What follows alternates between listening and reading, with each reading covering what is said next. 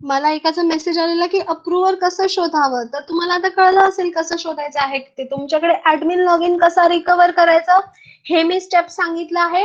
आणि admin log in वरून operator आणि अप्रूव्हर ह्यांचे लॉग इन आयडी कसे मिळवायचे आहे तुम्हाला कळलं आहे आता. सो नेक्स्ट स्टेप आपण आता करूया बॅलन्स. ओपनिंग बॅलन्स काय घ्यावा आणि किती असावा. तर त्यासाठी आपण जाऊया बीडच्या लॉग इन आयडी मध्ये.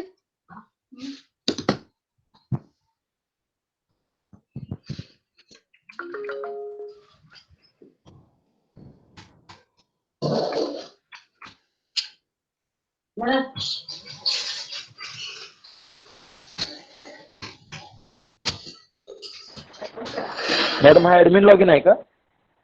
हा आहे data operator log in. Data operator log in. Okay.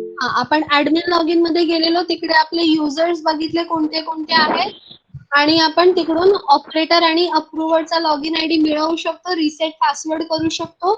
त्यावरून मी हे लॉग इन केलेलं आहे इकडे. आता त्यानंतर येते स्टेप एक्सपेंडिचर क्रिएट करायची. एक्सपेंडिचर मध्ये जाऊन आपण ऍड न्यू मध्ये जाऊया. ऍड न्यू मध्ये गेल्यावर आपण स्कीम निवडूया आपली, जी आहे 2000 national urban livelihood mission state component. त्यानंतर आपलं बँक अकाउंट निवडूया आपण.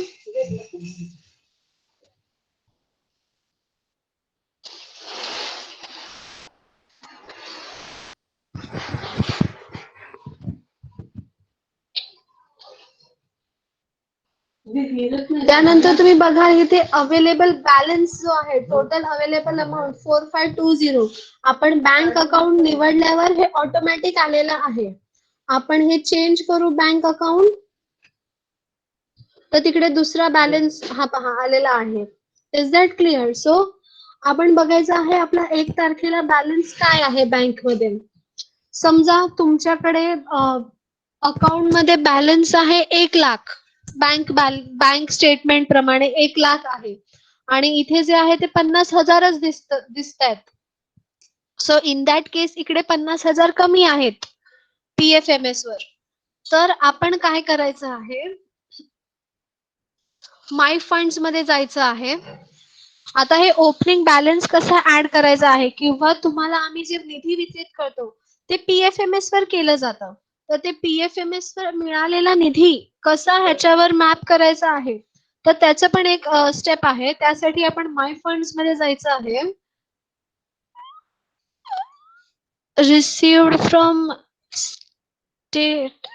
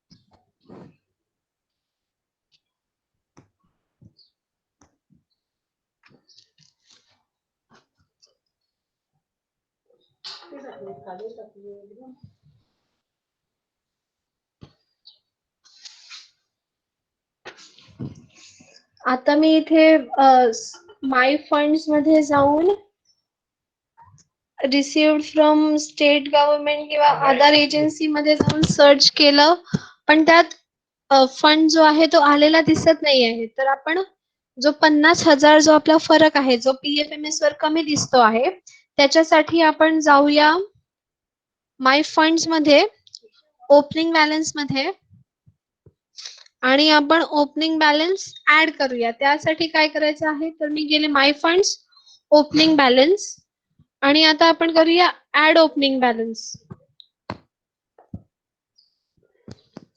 ऍड ओपनिंग बॅलन्स मध्ये जाऊन आता मी तुम्हाला एक्सप्लेन केलं त्या प्रकारे बँक मध्ये तुमचे आहे 1,00,000 आणि PFMS वर दिसतात 50,000. तर आपल्याला 50,000 जे आहे तो ओपनिंग बॅलन्स ऍड करायला लागेल. तर त्याकरिता आपण इकडे 50,000 टाकायचं. इकडे स्कीम निवडायची आहे आपली. बँक अकाउंट जे आहे ते निवडायचं आहे. हे नंतर ऍक्टिव्हेट झालेलं आहे आपलं स्कीम निवडल्यानंतर. आपल्याला अकाउंट निवडायचं आहे. रिझन निवडायचं आहे की बाबा स्टार्ट ऑफ इट मॉड्यूल किंवा सेट ऍडजस्टमेंट एंट्री जे काय आहे ते आपलं ते निवडायचं आहे आपल्याला. ओपनिंग बॅलन्स डेट आपण 1/4 टाकायची आहे. बल्क सिलेक्ट करायचं आहे आणि इथे तुम्हाला एक दिसेल इज रिव्हर्सल एंट्री असं तुम्हाला एक टॅब दिसेल. तर इज रिव्हर्सल एंट्री ह्यासाठी आहे की आता कधी कधी असं होऊ शकतं की तुमच्या बँक मध्ये आहे बॅलन्स दिसतोय 1,00,000 पण PFMS वर दिसतोय 1,50,000. ह्याचा अर्थ PFMS वर 50,000 रुपये जास्त आहे. सो आपल्याला काय करायला लागेल या केसमध्ये 50,000 कमी करायला लागतील ओपनिंग बॅलन्स मधून. सो या केसमध्ये आपल्याला इकडे 50,000 टाकून इज रिव्हर्सल एंट्रीवर टिक केला आपण.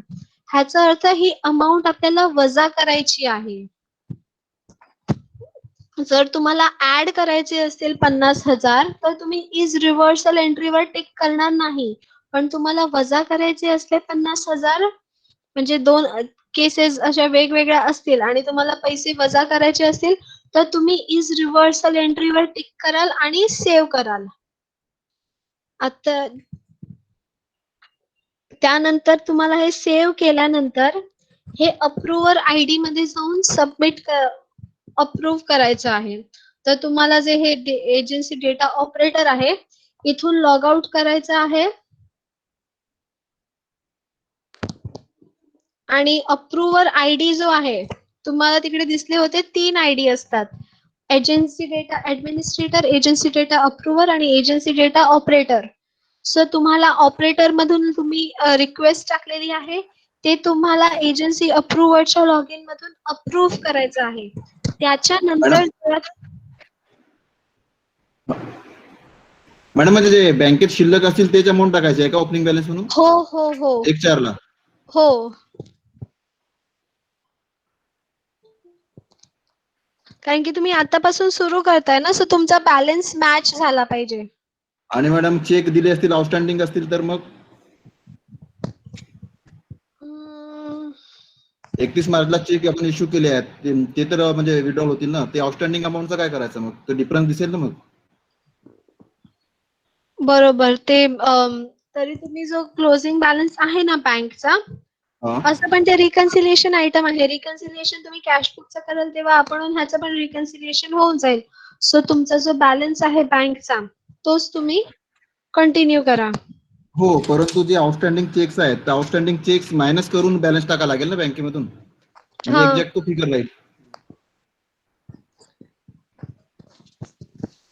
आता तुम्हाला लागेल तुम्हाला कोणत्या ह्याच्यासोबत जायचंय म्हणजे कॅशबुक बॅलन्स सोबत जायचं आहे की बँक बॅलन्स सोबत. आय वुड सजेस्ट की तुम्ही बँक बॅलन्स सोबत जावा.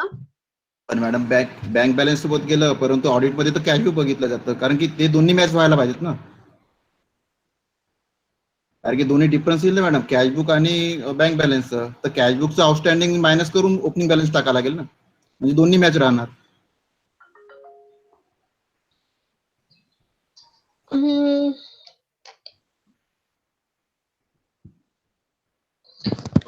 मला तरी वाटतं तुम्ही बँक बॅलन्स टाकावा आणि अजून तुम्हाला तरी तुम्ही ह्या क्वेरीचं निरसन करण्यासाठी मी तुम्हाला एक नंबर टाकते त्यांना विचारा आणि आम्हाला सांगा.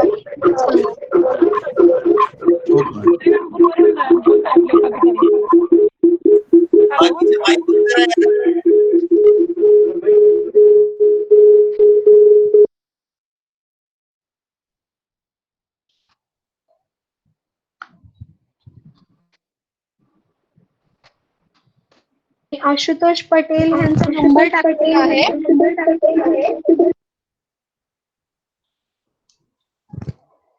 सो एकदा त्यांनाही विचारून कन्फर्म करून घ्या. नंबर सांगा मॅडम त्यांचा. मी चॅट बॉक्स मध्ये टाकलेला आहे नंबर, सगळ्यांनी नोट करून घ्या प्लीज.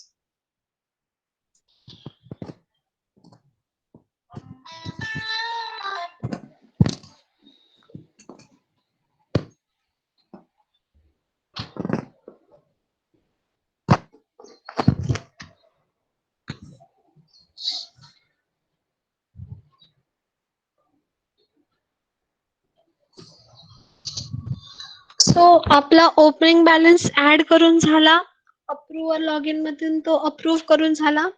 त्याच्यानंतर आपण डायरेक्ट एक्सपेंडिचर जे आहे ते क्रिएट करू शकतो. त्यानंतर परत ते अप्रूव्ह करण्यासाठी तुम्हाला अप्रूव्हर लॉग इन मध्ये, सो तुम्हाला पूर्वतयारी आजच्या दिवसात पण तुम्ही सगळ्यांनी हे स्टेप्स करून बघितल्या. हॅलो मॅडम, तुम्ही अप्रूव्ह लॉग इन करून ते अप्रूव्ह करायचं दाखवलेलं नाही. अप्रूव्हर लॉग इन मधून अप्रूव्ह कसं करायचं दाखवू का? हा. ठीक आहे, मी हा. दाखवते, बघून घ्या. मॅडम हा. मॅडम दुसरा एक विषय असा होता की आपण रिव्हर्सल एंट्री बद्दल बोलला, पण ऍड एंट्री बद्दल आपण काय सांगितलं नाही. ऍड एजन्सी, ऍड एंट्री, आता आपण जो इज रिव्हर्सल एंट्री, जर एखाद्या आपल्याला 50,000 वजा करायची आहे, तर वजा हा. करत असताना आपण कसं करावं ते मगाशी आपण आता बोललात, पण हा. एखादी ऍड एंट्री बद्दल नाही बोललात ना. आता कसं आहे, त्याच्यात फंड्स दिसत नाही आहेत, Add entry त्या आहे ना. मध्ये फंड्स दिसत नाही आहेत ऍड करायला. सो मी तुम्हाला त्यासाठी म्हणजे सगळ्याच एक ओव्हरव्ह्यू मिळावा यासाठी मी एक PFMS वाल्यांनी पीपीटी पाठवलेली आहे, ती मी सगळ्यांना शेअर करेन. त्यांनी पाठवली आहे सगळ्यांना ती, सो ते पण तुम्ही रेफर करू शकता फॉर युअर इन्फॉर्मेशन. आणि मी तुम्हाला एकदा प्रॅक्टिकल पण दाखवून देते अप्रूव्ह कसं करायचं ते, आणि ऍड एजंट म्हणजे जे फंड्स असतील आलेले ते पण त्याच्यात एक्झाम्पल असेल दिलेलं की कसं करायचं आहे ते. सध्या आपण अप्रूव्हर लॉग इन मध्ये जाऊन दुसरी एक शंका अशी होती, हॅलो बोला. हॅलो मॅडम, दुसरी आपण शंका अशी होती की जेव्हा आपण PFMS प्रणाली किंवा EAT मॉडेल वापरणार, हा तर त्यावेळेस आपल्याला डेबुक पण मेंटेन करावं लागणार का? तर हो, डेबुक मेंटेन करण्याची गरज नसणार. नाही डेबुकही मेंटेन करायचं आहे.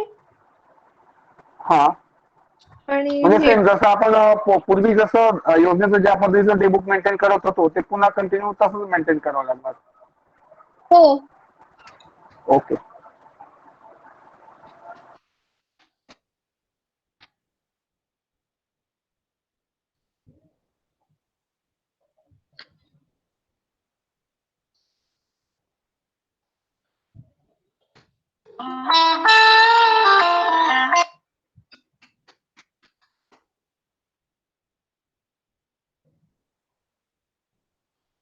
तर आपण तुम्ही इथे आलोय डेटा अप्रूव्हरच्या लॉग इन मध्ये.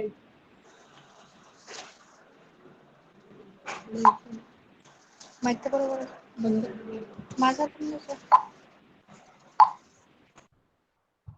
तर आपण आता जायचं आहे परत माय फंड्स मध्ये, ओपनिंग बॅलन्स मध्ये, आणि इथे तुम्हाला स्टेटस सध्या अप्रूव्ड असा दिसतो आहे. जर आपण सबमिट केलं असतं तिकडून, तर इकडे एक सबमिटेड म्हणून अजून एक असलं असतं, आणि जे लेटेस्ट असतात ते वर वर ऍड होत जातात. तुम्हाला टॉप वर दिसलं असतं ते, आणि तुम्हाला ते इकडे सबमिटेड म्हणून दिसलं असतं. त्यानंतर स्कीम कॉम्पोनेंट वर आपण असं बल्क जे आहे ती एक हे आहे, हायपर लिंक आहे, त्याच्यावर क्लिक केल्यावर तुम्हाला हे असं दिसेल, आणि इथे अप्रूव्ह किंवा रिजेक्ट आणि बॅक असे 3 ऑप्शन्स येतील. तर ते अप्रूव्ह किंवा रिजेक्ट आपल्याला करायचं आहे डेटा अप्रूव्हर लॉग इन मधून.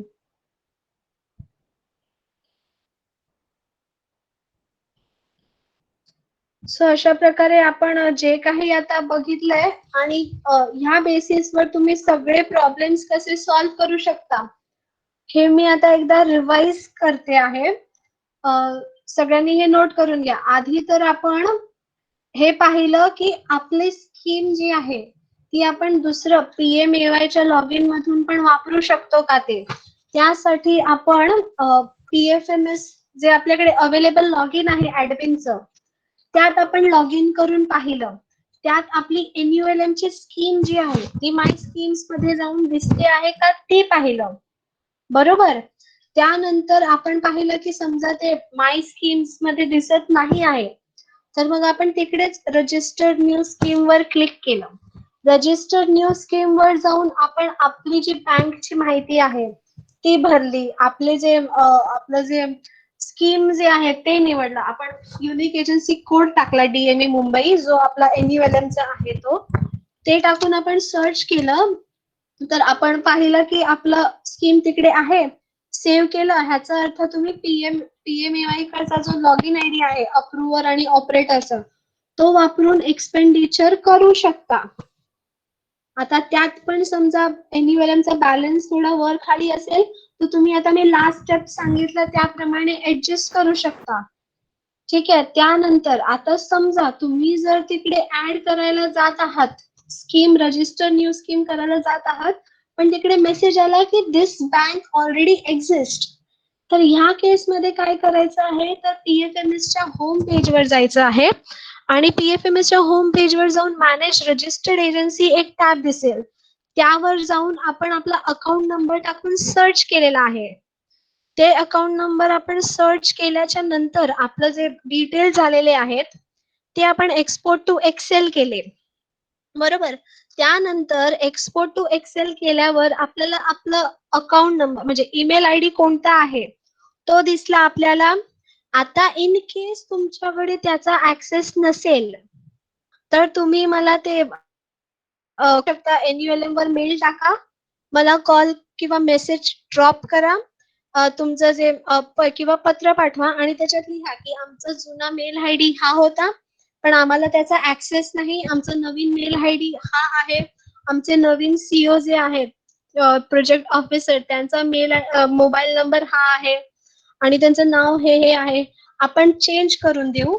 मग त्याच्यानंतर तुम्ही PFMS च्या होम पेजवर जाऊन, लॉग इन पेजवर जाऊन फॉरगॉट पासवर्ड करू शकता आणि तुमचा जो नवीन चेंज्ड ईमेल आयडी आहे ते टाकून तुम्ही तुमचा तो एजन्सी ऍडमिनचा जो हे आहे लॉग इन डिटेल्स, तर ते पासवर्ड तुम्ही रिसेट करू शकता.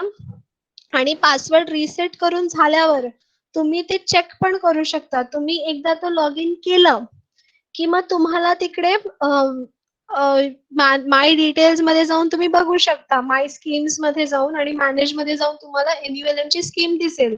सो इकडे जाऊन तुम्हाला एक प्रश्न पडू शकतो आणि कन्फ्युजन येऊ शकतं की मी इथून म्हणजे माझ्याकडे जे ऑलरेडी मेकर चेकर क्रिएटेड आहे त्याचं काय करू, त्याच्यातूनच करू का. तर तुमच्यासाठी तुम्हाला अजून एक प्रोसिजर त्याच्यात करायला लागू शकते की तुम्हाला इथून ते काय बोलतात त्याला डिऍक्टिव्हेट करा आणि मग ते तिकडे ऍक्टिव्हेट दुसऱ्या अकाउंटला अटॅच करा जाऊन.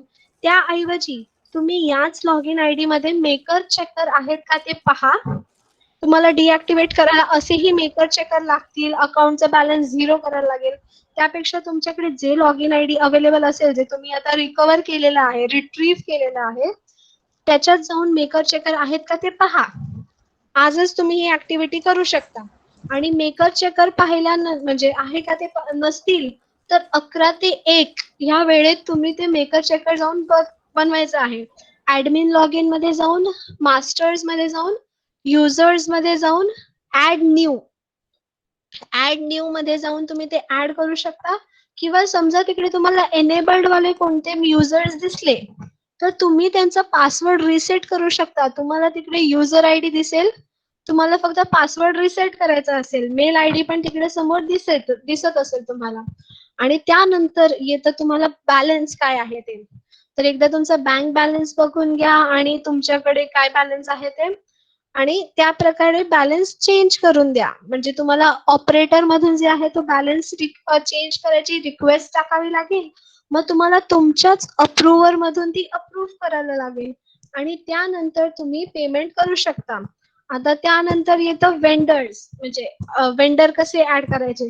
वेंडरला पण ऍड व्हायला, वेंडर लगेचच ऍड होतो, फक्त त्याला बँक अप्रूव्ह व्हायला 1 दिवस लागतो किमान. सो ते तुम्हाला पेमेंट करायला अजून 1 दिवस वाट बघायला लागेल. पण ती एक वन टाइम ऍक्टिव्हिटी आहे. एकदा तुम्ही वेंडर ऍड केले, तुम्हाला सॅलरी पण करायची असेल NULM च्या पर्सन्सची, सो तुम्ही ते PFMS मध्ये वेंडर ऍड करून त्यांचा ग्रुप करू शकता आणि ग्रुप मध्ये पेमेंट करू शकता. मी एक तुम्हाला हवं तर ते स्टेप्स कोणाला हवे असतील तर ते एकदा दाखवून देते. आणि सांगा ना मॅडम. बरं, मी तुम्हाला दाखवून देते कसं करायचं ते एकदा. मॅडम बोला मॅडम. मॅडम एक डाऊट आहे.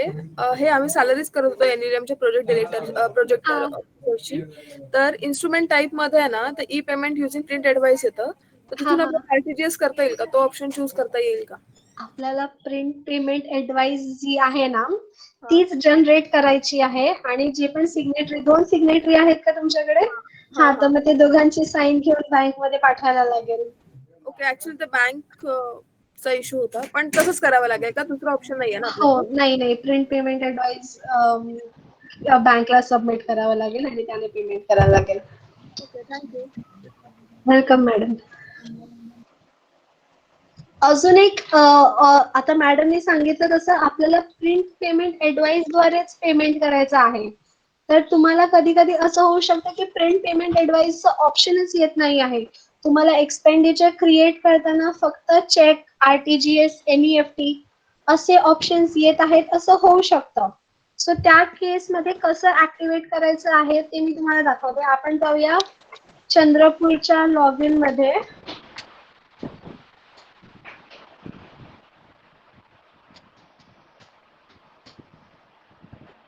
चंद्रपूरच्या आपण ऍडमिन लॉग इन मध्ये गेलेलो आहोत.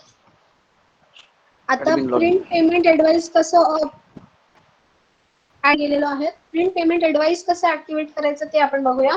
आपण जाऊया बँक मध्ये. बँक मध्ये जाऊन आपल्याला जायचं आहे अकाउंट ऍक्टिव्हेशन ई पेमेंट मध्ये. अकाउंट ऍक्टिव्हेशन ई पेमेंट मध्ये गेल्यावर आपल्याला आपली स्कीम निवडायची आहे. सो आपण इकडे टाकूया 2000. ही आपली स्कीम आलेली आहे. त्यानंतर हे चंद्रपूरचे अकाउंट नंबर आलेले आहेत. हे यांचं अकाउंट आहे 6125. इफेक्टिव्ह डेट ते आपण E payment using print advice जे आहे ते सिलेक्ट करूया.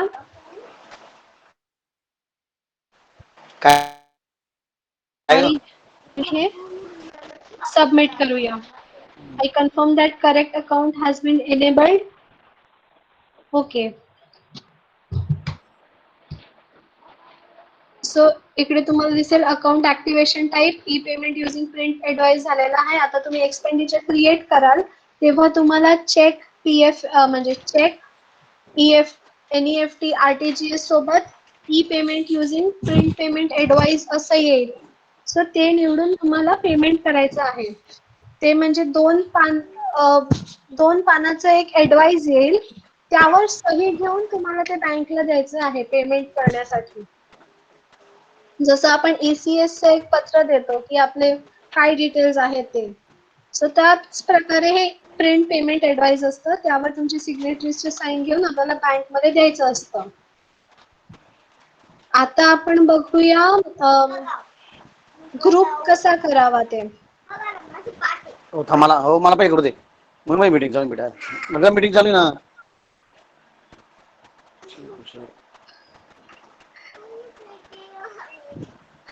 म्यूट करा प्लीज कोणी ते ज्यांचा पण माईक चालू आहे ते.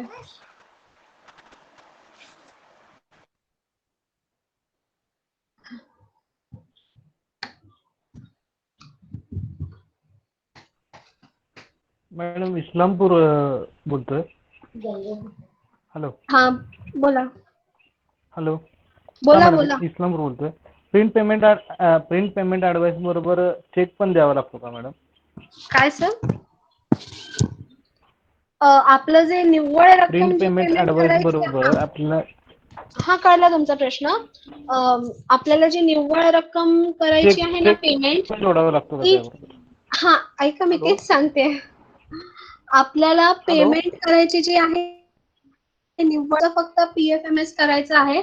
आणि फक्त PFMS त्यासाठी बँकमध्ये द्यायचं आहे. म्हणजे फक्त जे प्रिंट येईल ना ते द्यायचं आहे साईन घेऊन. आणि बाकी कपाती आहेत ते आपल्याला जसं आपण नॉर्मल ITTDS कापलंय तर ते चेक बनवायला लागतो, चलन बनवावं लागतं. ते चेक आणि चलन बनवूनच बँकमध्ये द्यायचं आहे. हे फक्त जे आपण निव्वळ रक्कम देणार आहोत पार्टीला त्या अमाऊंटचं ECS आवाज बनवून येत नाही मॅडम तुमचा. आवाज येत नाही. आपल्याला जे कपाती ज्या आहेत वजात येतो हा कपाती ज्या आहेत त्या पेमेंट करण्यासाठी आपल्याला चेकचाच वापर करायचा आहे. चेक आणि चलन जे आपल्याला द्यावं लागतं ते द्यावंच लागणार आहे. फक्त जी निव्वळ रक्कम आपण जी त्यांना ट्रान्सफर करणार आहोत त्याच्यासाठी फक्त PFMS द्यायचा आहे. मग त्याच्यासाठी परत वेगळा चेक द्यायची गरज नाही. ठीक आहे.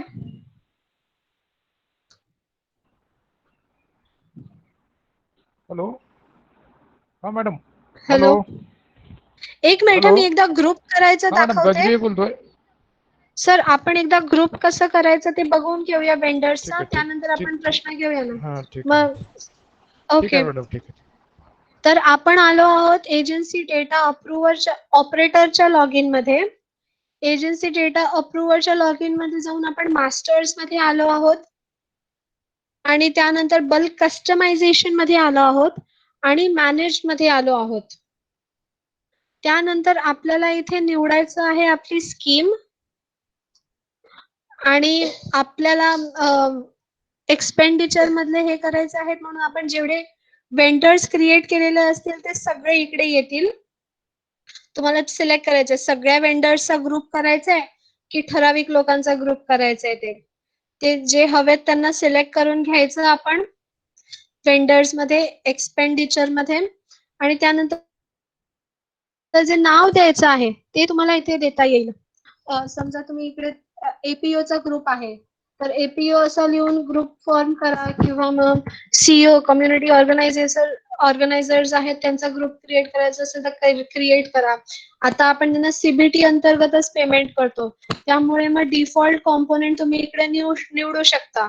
कॉम्पोनंट वाईज निवडला तर सगळे कॉम्पोनंट येतील तर आपल्याला कॅपॅसिटी बिल्डिंग निवडता येईल. त्यानंतर डिफॉल्ट अमाऊंट वगैरे सगळं ब्लँक ठेवायचं आहे. आपल्याला ते काही एस्टिमेट द्यायचं नाही आहे. त्यानंतर आपल्याला इकडे E payment using print advice ते निवडायचं आहे आणि त्यानंतर हे सेव्ह करायचं आहे आपले ऑप्शन्स निवडून. असं केलं हे तुमचं सेव्ह होईल. त्याच्यानंतर ते दिसेल कशा प्रकारे आणि कसं वापरू शकता हे मी तुम्हाला एकदा दाखवून देते. आता तुम्ही आणि मॅडम चेकने द्यायचे असलं तर मॅडम वजाती आहेत ते चेकने द्यायच्या आहेत. बाकी सगळ्यांना प्रिंट पेमेंट ऍडवाइस आणि PFMS द्वारेच पेमेंट करायचं आहे.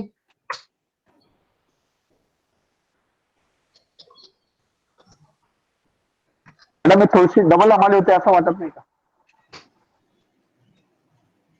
काय बोलताय? म्हणजे निव्वळ रकमेचं PFMS करायचं आणि पुन्हा एकदा चेकने द्यायचं म्हणजे थोडंसं दोनदा हे होतं असं नाही वाटत. पण परत फक्त विचारता का निव्वळ तुमचा चेकने प्रश्न? किंवा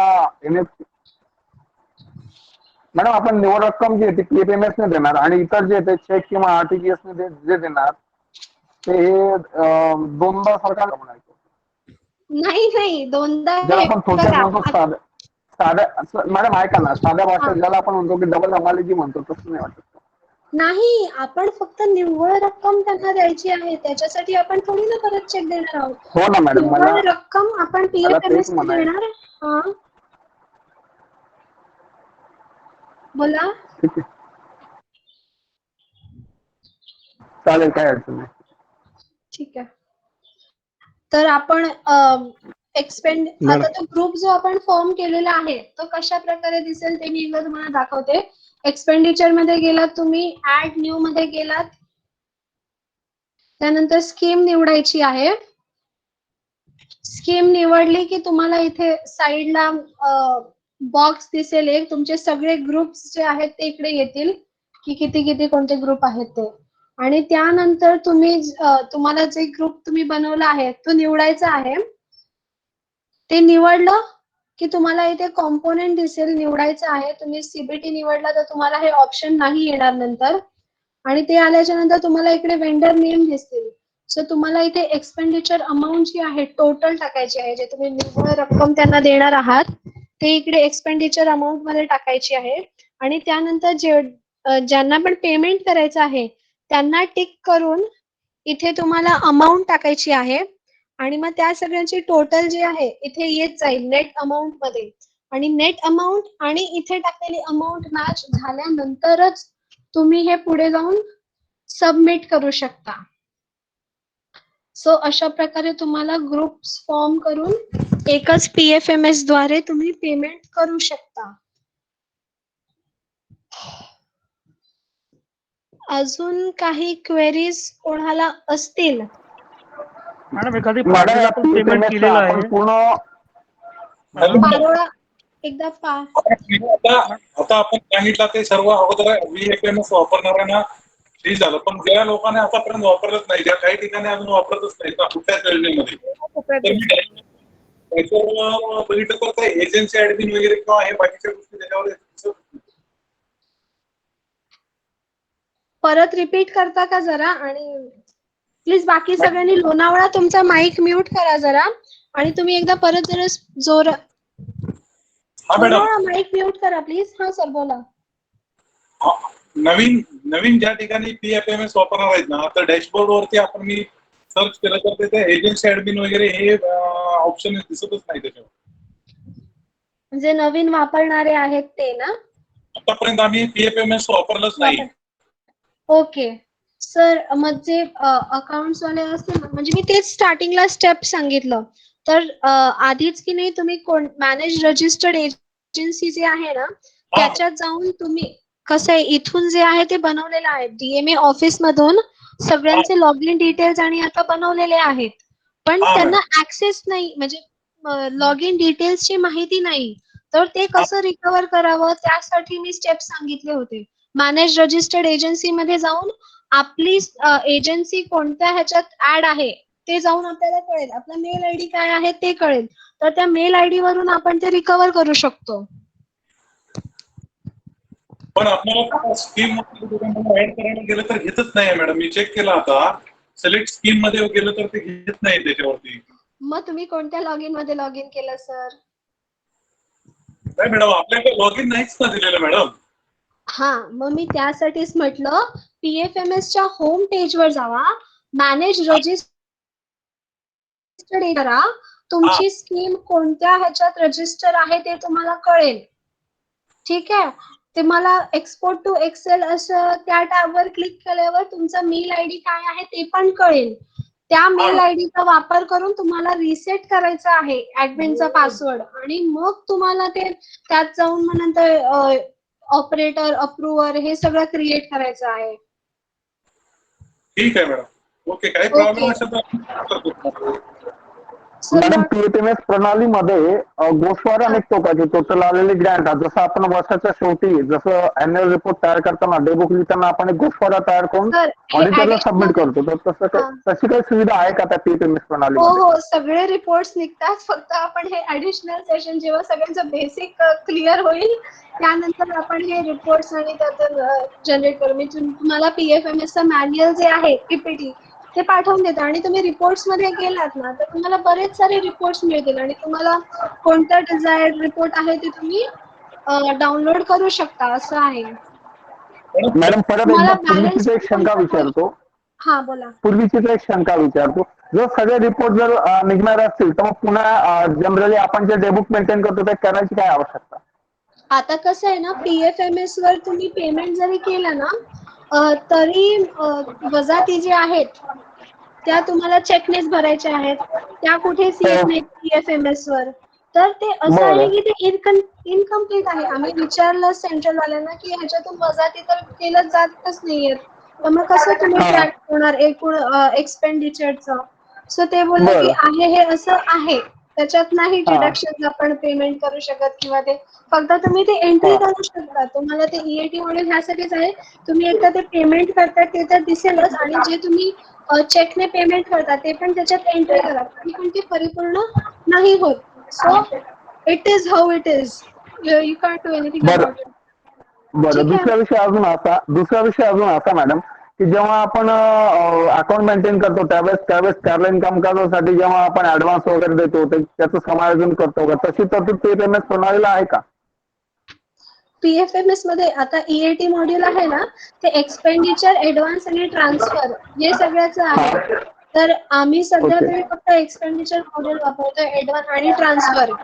ऍडव्हान्सचं मॉड्यूल हे वापरलेलं म्हणजे नाही आहे. सो ते एक्सपेंडिचर सारखंच आहे, फक्त ते ट्रॅक पुढे कसं ठेवतात ह्याची आयडिया म्हणजे PFMS वाल्यांना आम्ही पण नाही विचारलं, ते विचारून घ्यावं लागेल त्यांना. Okay, thank you madam, advance thank you module very कसं मच. वापरा. Okay, welcome. ओके. हॅलो हा बोला सर. हॅलो हा मॅडम, माय फंड मध्ये गेल्यानंतर ते ओपनिंग बॅलन्स ज्यावेळेस आपण करतो, तर ओपनिंग हा. बॅलन्स मध्ये तिथं आपले जे अकाउंट नंबर दिसत नाहीत मॅडम. म्हणजे जे दुसरे अकाउंट दिसतात पालिकेचे, पण हे आपले जे ऍड केलेले अकाउंट येतात ते दिसत नाहीत त्याच्यामध्ये.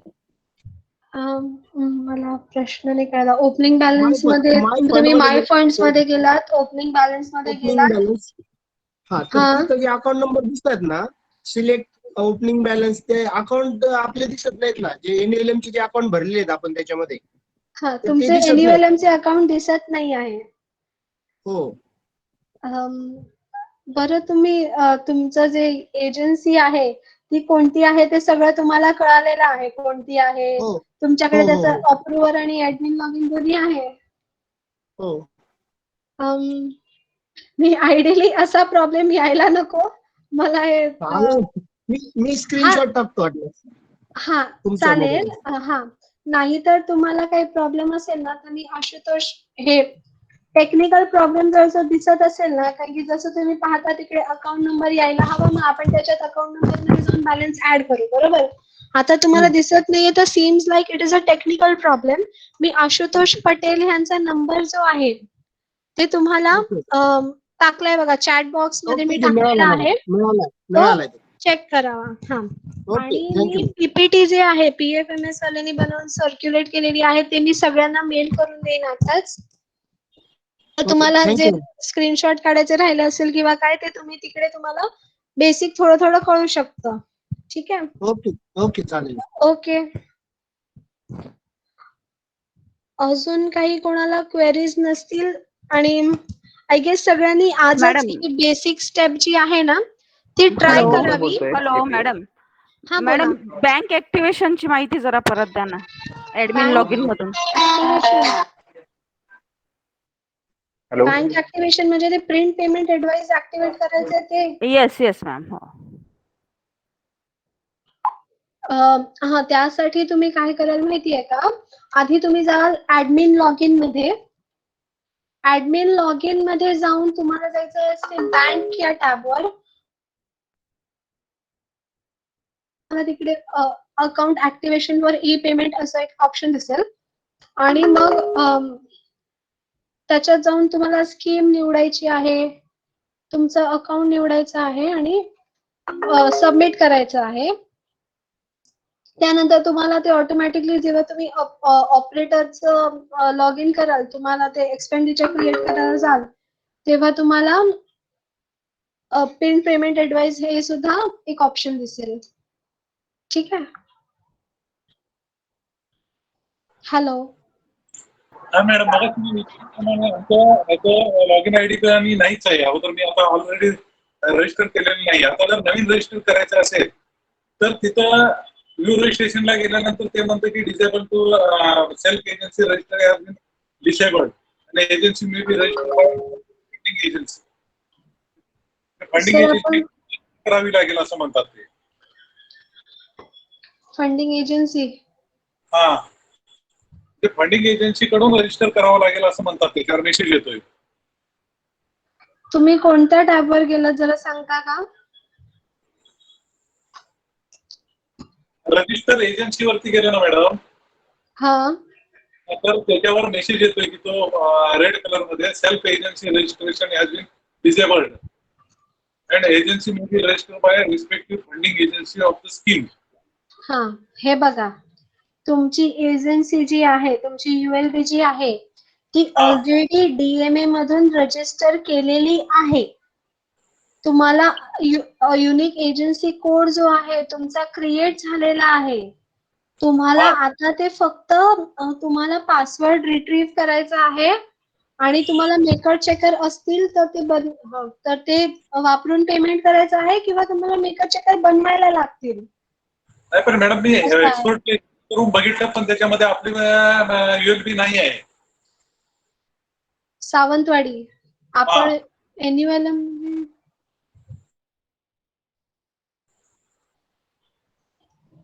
एन्युअलम मध्ये येतं का आपण? हा मॅडम. नाही सावंतवाडी कारण- फक्त सावंतवाडीची जिल्हा परिषदची दिसते त्याच्यावरती मॅडम. ओके, तुमचा अकाउंट नंबर आहे का तुमच्याकडे आता समोर? नाही असं मॅडम नाही आहे. मी नंतर तुमच्याशी बोलेन मॅडम याच्याबद्दल.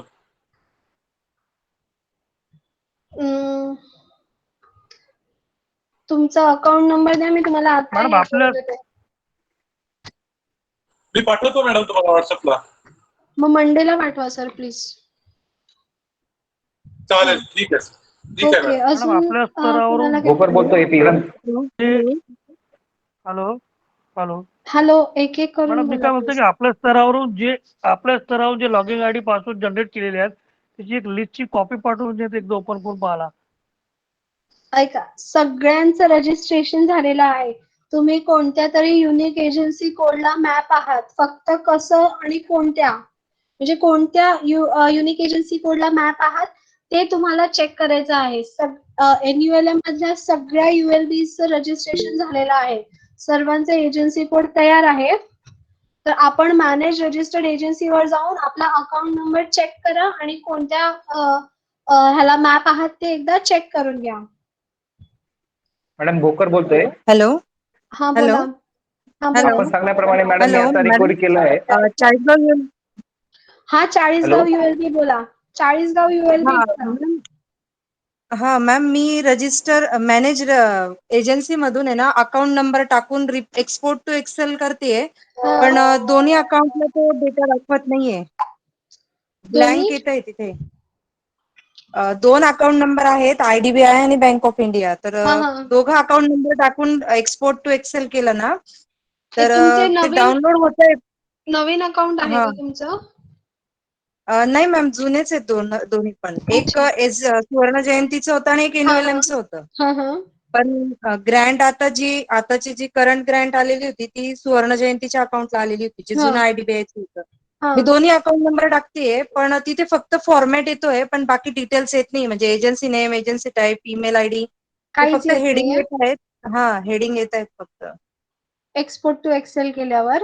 हो, एक्सपोर्ट केल्यावर. ओके.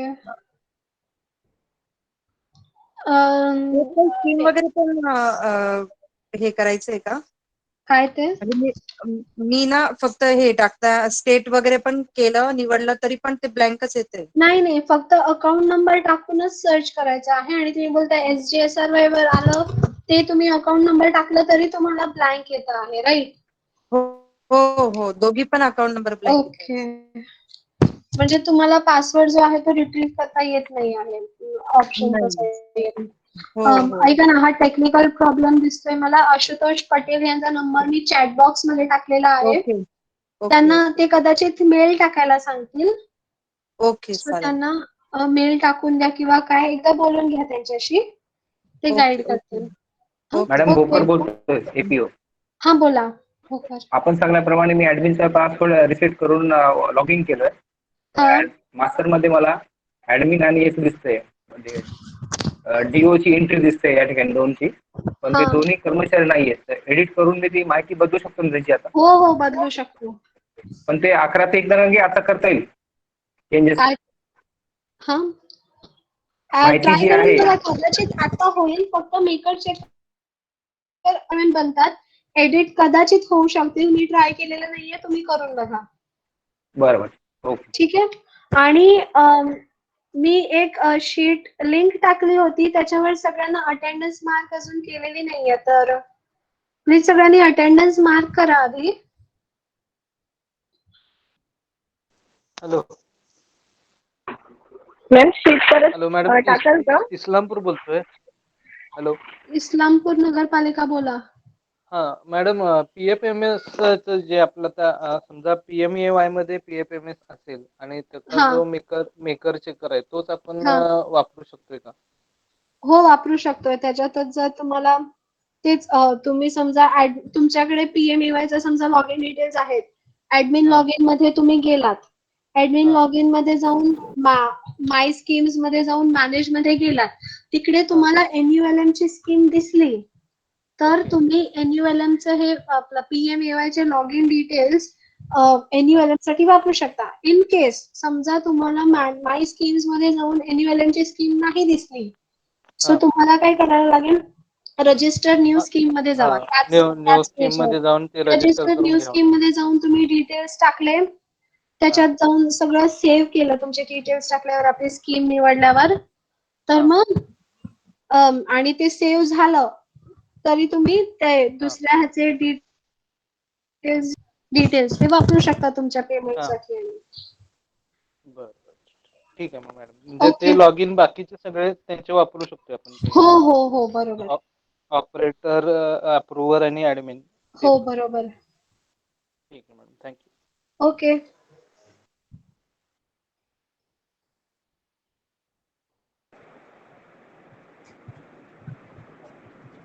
हॅलो. देशपांडे सरांना विचारायचंय मला. बोला. सरांनी आता सांगितलं होतं, देशपांडे सरांनी, की मार्चचा पेमेंट आता करायचा आहे.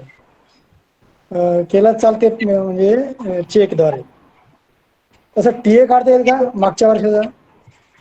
नाही, हे बघा, TADA कसं असतंय, जर त्याला 1 वर्ष कंप्लीट झाला असेल हम्म, आणि जर तुम्ही त्या वर्षभरात नसल काढलं, त्याचं रिझन हम्म. आपल्याला पुटअप करावं लागते की न काढल्याचं TADAचं काय रिझन आहे.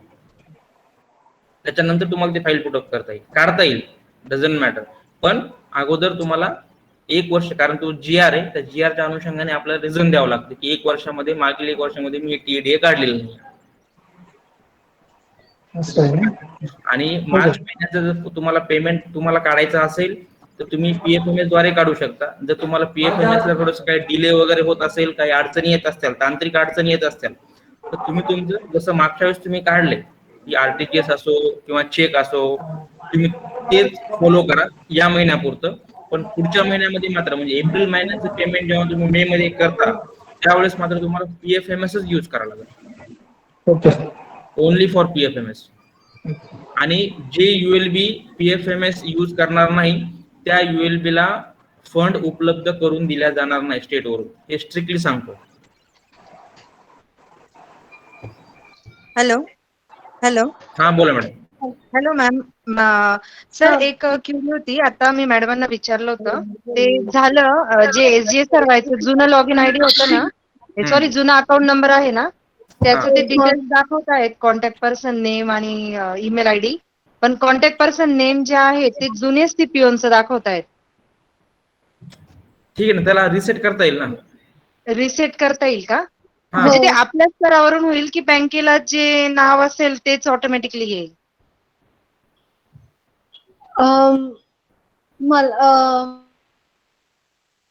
होते ना, आता इथे जे नाव येतंय ना, तर त्याच्यानंतर 2 CPO चेंज होऊन गेलेले आहेत. एक्सपोर्ट टू एक्सेल केलं बरोबर? हो हो हो. हा. जुने CPO आहेत. हा, आणि काय काय डिटेल्स आहेत? Email ID, phone number, agency, unique code, city, status, create bye आणि क्रिएट डेट. मॅडम ते सगळं चेंज करता येईल. तुम्ही इथे एक पत्र पाठवाल की तुमचे आताचे CPO कोण आहे, त्यांचा कॉन्टॅक्ट नंबर काय आहे, आणि कॉन्टॅक्ट नंबर पाठवा. आणि तुमचा मेल ID तुम्हाला ऍक्सेस नसेल तर ते पाठवा, मेल ID. ID आहे ऍक्सेस. ते सगळं इथून चेंज करता येईल. ओके. मग ते चेंज केल्यानंतरच पुढच्या प्रोसिजर करू की आता करून घेऊ? मेल आयडीचा ऍक्सेस आहे का तुमच्याकडे? हो हो आहे आहे. हा, मग मेल आयडीचा ऍक्सेस असला तर तुम्ही त्याच्यावरून पासवर्ड रिसेट करू शकता. मी मगाशीच सांगितलं. ओके ओके चालेल. ठीक आहे. हा मॅडम. हॅलो. हा बोला. मॅडम नंदुरबारवरनं बोलते. मी वेंडर क्रिएट केला मॅडम. 3 दिवसापासून वेंडर क्रिएट करून ते सेंड टू बँक म्हणून फक्त ऑप्शन दाखवतंय. त्याच्यावर कुठलंच पुढचं हे करता येत नाही, ऍक्शन घेता येत नाही. वेंडर क्रिएट केला आणि ते सेंड टू बँक कसं येतं? बँक ते दाखवतंय मॅडम. अप्रूव्ड आणि बँक स्टेटस मध्ये अप्रूव्ड आणि असं असतं ना, किंवा पेंडिंग बँक अप्रुव्हल असं असतं, मग किंवा तिकडे अप्रूव्हच्या असं ह्याच्यात घड्याळाचं दिसतच चिन्ह येतं ना. हो, त्यामध्ये ते नॉन ऍक्टिव्ह दिसतंय मॅडम. त्याच्यामध्ये काहीच चेंजेस करता येत नाहीये. बँक स्टेटस मध्ये काय दिसतं आहे? ऍक्टिव्ह म्हटलंय मॅडम त्याच्यात. बँक स्टेटस मध्ये ऍक्टिव्ह दिसतं आहे, हो बरोबर? हो हो. तुम्ही जरा प्रेझेंट करा, मला दाखवा काय दिसतंय ते. Okay, 1 minute.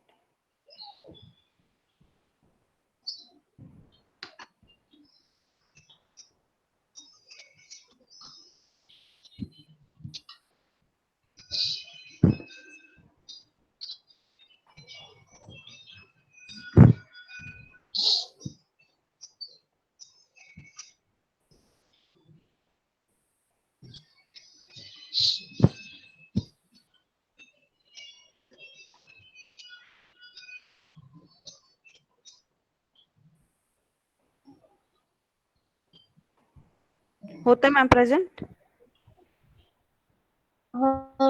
दिसत नाहीये अजून.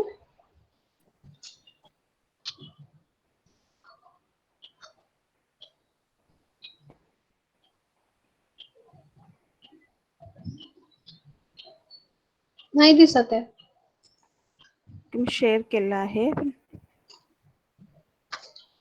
दिसतंय मॅडम, दिसतंय.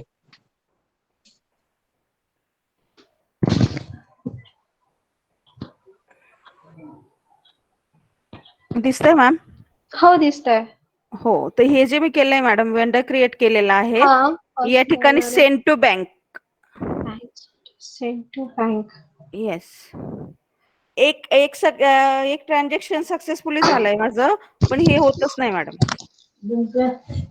Send to bank. येस, हे इथे जे ऑप्शन आहे. हा. आणि आता परत मी इथे एडिट जरी केलं आणि ते टाकायला जाते, तर परत तो अकाउंट नंबर आहे, ऑलरेडी एक्झिस्ट आहे असं म्हणून दाखवत आहे. हो, बरोबर. ते करता येत नाहीये. Send to bank. तुमची बँक कोणती आहे? Bank of Maharashtra. त्यांना विचारायला लागेल आय गेस, की हे त्यांच्याकडे रिक्वेस्ट पेंडिंग आहे का?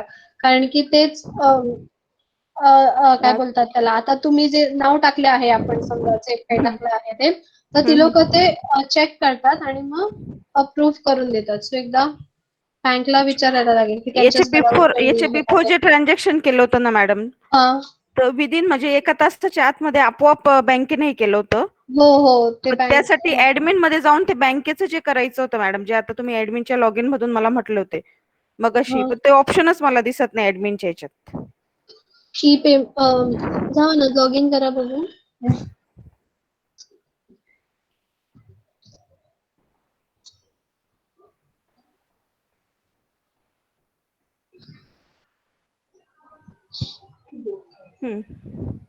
बँक मध्ये जाऊन inter bank transfer, manage invalid accounts, manage inter bank transfer हे दाखवतं.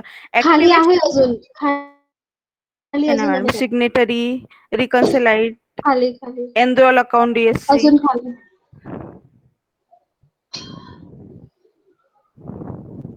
स्क्रोल करा ना.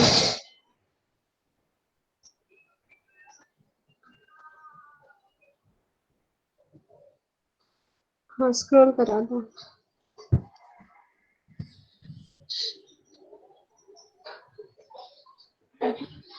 हा, अजून हे बघा. हा, खाली स्क्रोल करा ना मॅडम. नाही होते ना मॅडम ते स्क्रोल. हा, ठीक आहे. तुम्ही कंट्रोल मायनस करून स्क्रीन जरा छोटी करा. हा, हे बघा. वरचं अकाउंट ऍक्टिव्हेशन ई पेमेंट. तेच आहे. एक मिनिट.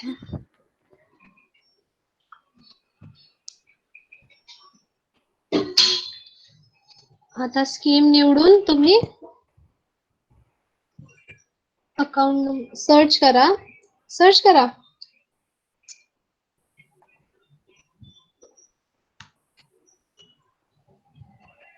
सगळ्या ह्याच्यात बघा already E payment using print advice activated आहे, खाली तुम्हाला दिसेल तिकडे.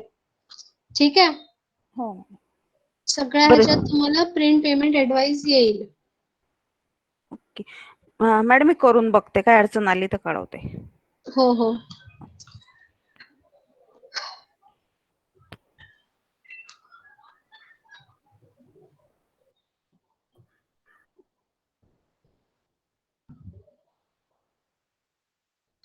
अजून कोणाला काही क्वेरी नसेल तर आपण वाइंड अप करूया.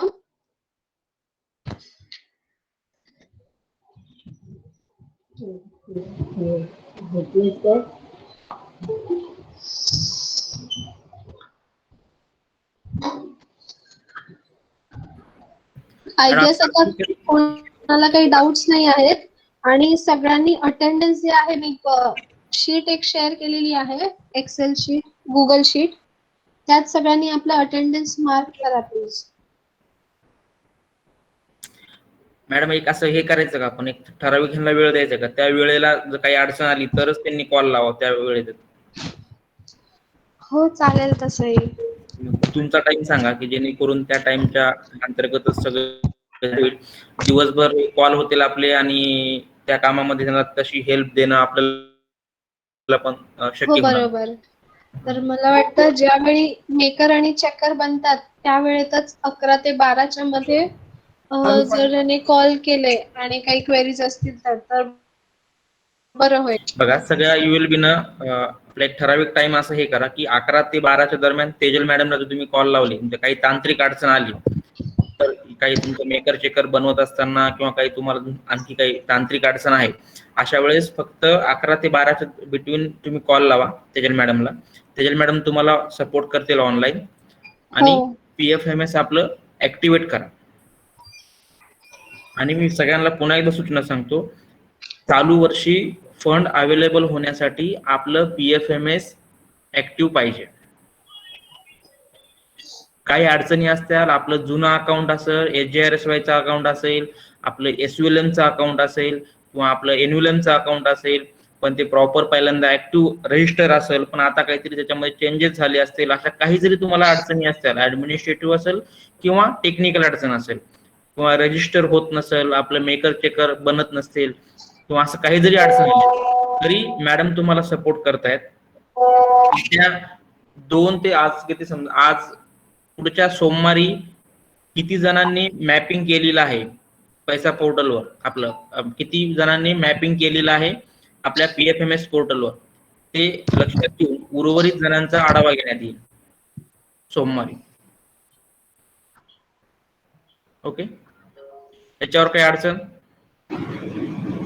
मॅडम जे चंद्रपूरचे जे 2 अकाउंट आपले जे दोन्ही अकाउंट आहेत ते दुसऱ्या लॉग इन आयडीला आहेत तर ते चेंज नाही करता येणार का?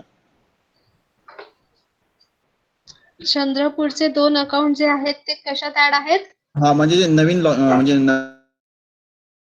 ज्या नवीन ऍड आहेत ते फक्त आपले NULMचे म्हणजे आपले NULMचे दोन्ही अकाउंट आहेत, बाकीचे अकाउंट त्यांच्या दुसऱ्या लॉग इन आयडी मध्ये आहेत, तर त्या दुसऱ्या लॉग इन आयडी मध्ये ट्रान्सफर नाही करता येणार का आपल्याला?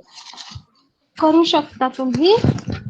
त्याच्यासाठी तुम्हाला समजा एका एजन्सी कोड मधून काढून दुसऱ्या एजन्सी कोड मध्ये मॅप करायचं असेल तर तुम्हाला आधी ह्या एजन्सी कोड मध्ये जे आहे ते त्यांना कदाचित बॅलन्स 0 करायला लागेल, त्याच्यानंतर मग डिऍक्टिव्हेट करायला लागेल आणि मग ती रिक्वेस्ट इकडे येईल.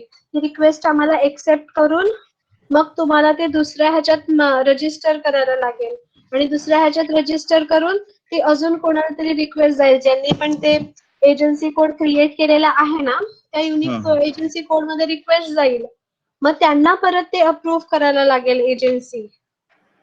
अशी ती मोठी प्रोसिजर आहे. सो ज्याच्यात ऑलरेडी ते अवेलेबल आहे त्यातच मेकर चेकर बनवून तेच वापरावं असं मी सगळ्यांना सजेस्ट करेन. मेकर चेकर बनवणं जास्त सोपं आहे आणि आपलं स्वतंत्र NULMचं लॉग इन डिटेल्स पण राहतील. दुसऱ्या अकाउंट म्हणजे PMAY च्या पर्सनलनी ते चेंज केलं तरी मग प्रॉब्लेम होऊ शकतो कधी पेमेंट करायला. सो त्यांच्यासोबत सतत टच मध्ये राहावं लागेल, त्यापेक्षा NULMचं वेगळं हे असावं जर ते वेगळं आहे तर, आणि बाकी सगळ्यांसोबत मर्ज करण्यासाठी जाऊ नये असं वाटतं. आता हे दोन्ही मेकर आणि चेकर 11 ते 1च्या टाइमिंग मध्ये बनवायचं. हो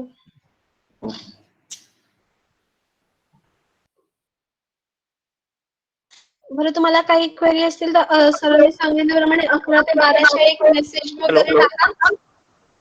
आणि बऱ्याचशा क्वेरीज मी सॉल्व्ह केलेल्या आहेत. सो म्हणजे प्रश्न विचारायची पण वेळ नाही येणार. टेक्निकल काही तुम्हाला दिसलं तर straight away, आशुतोष पटेल ज्यांचा मी नंबर सेंड केला आहे त्यांच्याशी बोलून ते सॉल्व्ह करून घेऊ शकता.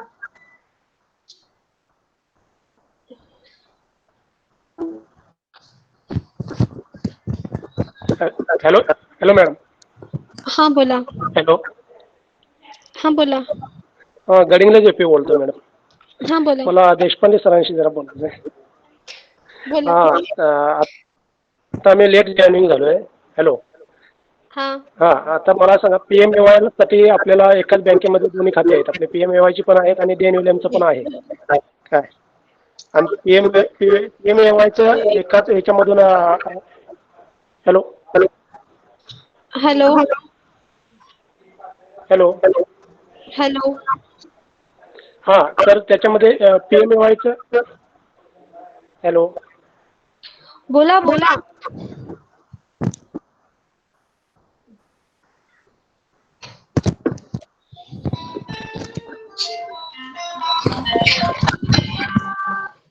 दे ना इकडे दे mobile. Hello madam. PMAY PAPMS द्वारे पेमेंट होतं. ट्रान्झॅक्शन चालू आहे. आम्हाला NLM करताना काय प्रॉब्लेम येईल का? तुम्ही लेट जॉईन झालात ना? हॅलो. हॅलो. तुम्ही आताच जॉईन झालात का? हो. सर कसं आहे ना, हो मॅडम. आता आपली 100चीच लिमिट हो होती हो 20ची. लेट जॉईनिंग झालं. हा तर कसं आहे, ज्यांनी अटेंड केलंय आणि ते मीटिंग मध्ये होते त्यांच्याशी एकदा बोलून त्यांना गाईड करायला सांगा प्लीज. कारण की आता 1 तास आम्ही तेच एलॅबोरेट केलेलं आहे सगळं कसं करायचं आहे ते. किंवा कदाचित जे ह्या VC मध्ये होते त्यासाठी वेगळी VC घेऊ आणि तेव्हा आपण नाही मी ते विचारून घेतो. फक्त मला एक SOP वगैरे आपल्याला PFMS ची काय देता येईल का? कसं आहे ना, ती आता बनवावी लागेल. PFMS कडे तसं काही अवेलेबल नाही आहे. पण एक PPT आहे ती मी सगळ्यांना ग्रुपमध्ये आता टाकलेली आहे. APOच्या ग्रुपमध्ये. त्यात तुमचं बरेचसे तुम्हाला छोटे छोटे हे मिळू शकतील. मेन जे आहे मेन ही स्टेप जी आहे ती मी एकदा रिपीट करते आहे सगळ्यांसाठी. तुम्हीही इतरांना सांगा. आणि बाकी तुम्हाला बेसिक काही डाऊट असतील ना तर त्याची मी PPT टाकली आहे ग्रुपमध्ये. त्यात सगळं काही आहे. ठीक आहे. बेसिक फक्त मी तुम्हाला सांगून देते. काय कराल तुम्ही, तुमची एजन्सी जी आहे ती कशात ऍड आहे ते बघण्यासाठी तुम्ही की नाही PFMS होम पेज वर जावा. मॅनेज रजिस्टर्ड एजन्सी वर जावा. मॅनेज रजिस्टर्ड एजन्सीवर गेल्यावर अकाउंट नंबर आणि इतर सगळे टॅग येतील तिकडे. तर अकाउंट नंबर टाका आपला NULM चा आणि सर्च करा. सर्च केल्यावर तुम्हाला तिकडे दिसेल की तुम्ही कोणत्या एजन्सी कोडला मॅप्ड आहात ते. आणि एक्सपोर्ट टू एक्सेल करा. तुमचा ईमेल ID काय आहे ते तुम्हाला कळेल. आणि ईमेल ID कळल्यावर तुम्ही ते पासवर्ड रिसेट करू शकता. तुमच्याकडे PMAY जर कोणाचं असेल ना तर ते लॉग इन पण वापरू शकतात. जर तेच युनिक एजन्सी कोड असेल त्यांचा तर. नाहीतर मग तुम्हाला नवीन जे तुम्हाला युनिक एजन्सी कोड कळला आहे त्याचं जाऊन पासवर्ड रिसेट वगैरे करून तुम्हाला. ओके. ठीक आहे. Hello. Hello Sangli. Hello. Okay thank you madam. हा बोला. हा मॅडम सांगलीहून बोलते. हा बोला. मॅडम अप्रुव्हल जे आहे ते कुठल्या दर्जाचं आणि कोण कर्मचारी वगैरे घ्यायचे आणि ऑपरेटर? APO जे आहेत ते ऑपरेटर झाले तरी चालतील किंवा कम्युनिटी ऑर्गनायझर. आणि अप्रुव्हर जे आहेत ते अकाउंट केडरचे जे तुमच्या इथे असतील लेखापाल, लेखापरीक्षक, लेखापाल मोस्टली. सो त्यांनी त्यांना अप्रुव्हर ठेवून. अप्रुव्हल अकाउंटंट विभागाचे अप्रुव्हल आहे. ओके. आणि ह्याचे ऑपरेटर POs ऑपरेटर एन्युएलएम मधले आपले कोणी टेक्निशियन घेतले तरी चालतील. टेक्निशियन एनएलएमचं कोणी घेतलं तरी हो चालेल. हो हो. Okay okay okay, thank you madam. Welcome.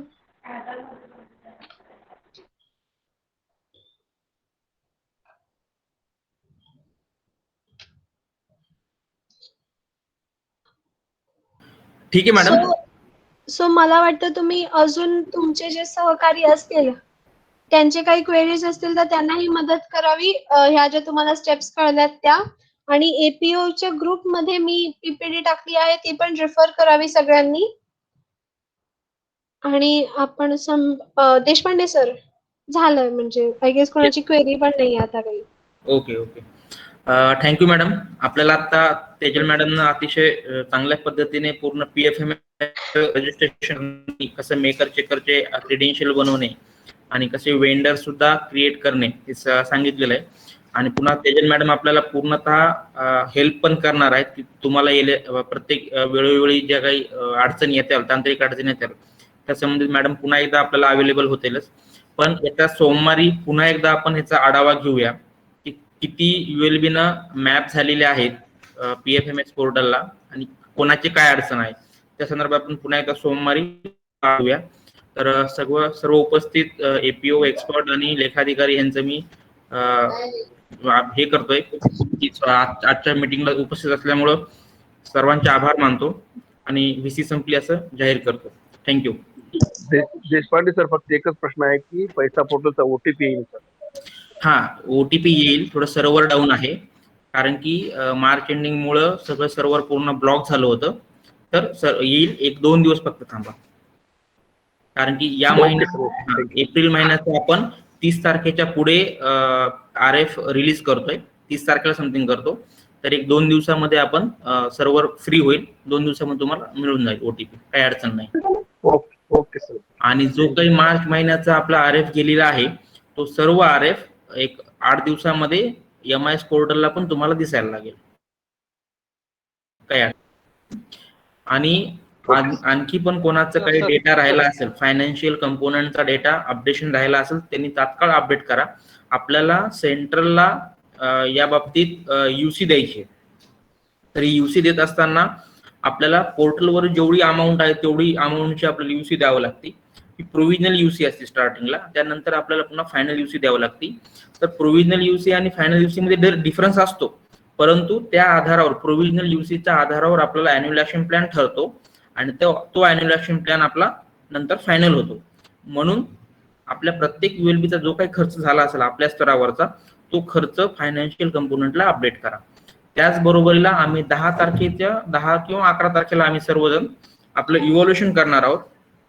जर कोणाचा काही डेटा राहिला असेल अपडेशनसाठी तो डेटा सुद्धा सर्वांनी अपडेट करा. की उदाहरणार्थ अद्यापपर्यंत आपल्याला बँकेनं डेटा दिला नसेल, जो काही आपला लोन डिस्बर्समेंटचा डेटा असेल किंवा समथिंग जो काही डेटा असेल किंवा RFचा तुमचा ALF फॉर्मेशनचा असो, तुम्हाला अकाउंट नंबर भेटले असतील नसतील भेटले, पण ते सर्व तुम्ही 10 तारखेपर्यंत घ्या. 10 तारखेला आम्ही सर्व डेटा पोर्टलवरून 31 मार्च प्रमाणे आम्ही डाउनलोड करतोय आणि त्या बेसवर आपलं इव्हॉल्युशन करतोय. ठीक आहे, त्याच्यामध्ये काही कोणाला अडचण? हा सर, यावेळेस इव्हॅल्युएशन रिपोर्ट नाही घेणार आहे, असेसमेंट? नाही, आम्ही आमच्या लेवललाच करतोय. सर ते चंद्रपूर, हॅलो हा सर, ते चंद्रपूरमध्ये SUCच्या सर्वेचे थोडं वाढले होते फिगर, तर ते अपडेट करायचे होते, परंतु ते ऍक्सेस नव्हता आहे, एडिट नव्हता आहे. मी सरफराज सरांना पण सांगितलं होतं. MIS पोर्टलला का? हो, MIS पोर्टलला आपल्या. ते जरी समजा नाही झालं तर तुमचं आपल्या MRSATच्या पोर्टलला तर आहे ना? हो हो. हा ठीक आहे. मी कारण की तुमचा जो डेटा आहे तो MRSATच्या पोर्टलवरून मी तो घेतोय. हो. आणि सर ते समूह संघटक आमच्या इथले त्यांचा कॉन्टॅक्ट संपला होता, तर थोडं पत्र पाहिजे होतं त्यांच्या रिन्यू करण्याकरता. नाही, त्याचं वेगळं पत्र कसं काय आवश्यकता आहे? गरज नाही ना?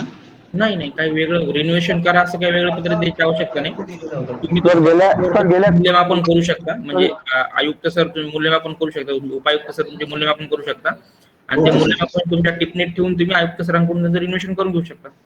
Okay sir, thank you sir. Sir गेल्या 3 महिन्यापासून रेव्होल्युशनचं लेटर नाही मिळालं सर. त्या लेटरमुळे आमचं रेव्होल्युशन थांबलंय सर.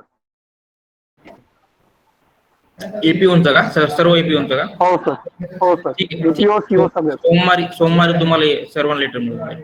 सोमवारी ज्यांचं हे आहे, ज्यांचं 31 तारखेला करार संपलेला आहे असं लेटर मिळून जाईल.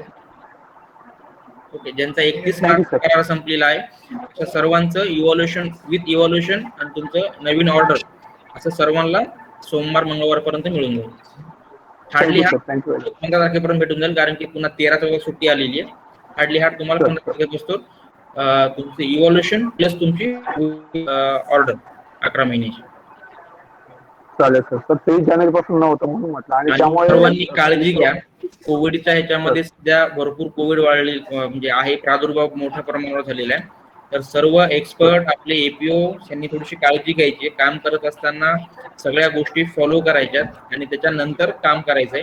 पण असं होता कामा नये की आपण बाधित होऊ, त्या कोविडच्या ह्याच्यामध्ये आपण बाधित होऊ, असं काही करू नका.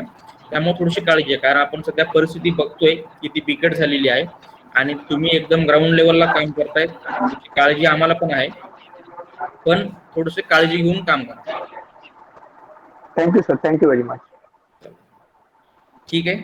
आणखी काही इश्यू? त्यानंतर आपण एक सोमवारी एक ESTP संदर्भात थोडस आपण हे करूया की बऱ्याच जणांना आपल्या ESTP मध्ये काही प्रॉब्लेम येत आहेत. अटेंडन्स वगैरे लागत नाहीये, त्याच्यानंतर असेसमेंट होत नाही आपल्या काही बॅचेसची. अशा संदर्भात आपण एक सोमवारी किंवा 15 तारखेला अदरवाईज दोन्हीपैकी एक डेला आपण थोडेसे वर्कशॉप ठेवू त्याचा. ठीक आहे. Okay sir. Thank you sir.